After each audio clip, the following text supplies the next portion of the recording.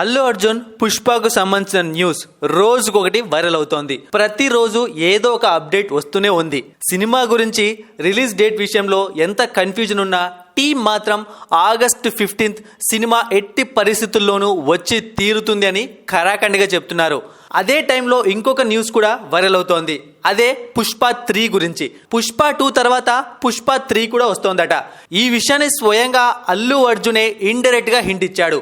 పుష్ప 3 ఉంటుందో లేదో పుష్ప 2 వెళ్ళి చూస్తే అర్థమవుతుందని, అంతేకాకుండా మేము దీన్ని ఫ్రాంచైజీ లాగా తీయాలనుకుంటున్నాము అని చెప్పకనే చెప్పాడు పుష్ప 3 వస్తుంది అని.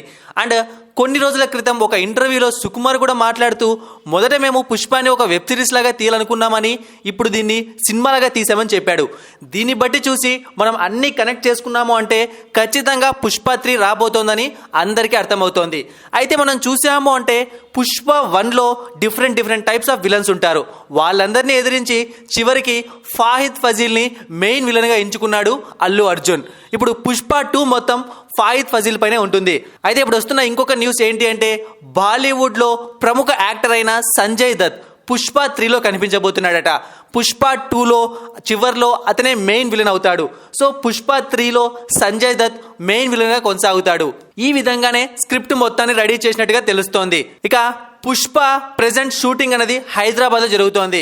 ఇంకొన్ని రోజుల తర్వాత ఇది విశాఖపట్నంకు రీచ్ అవుతుంది.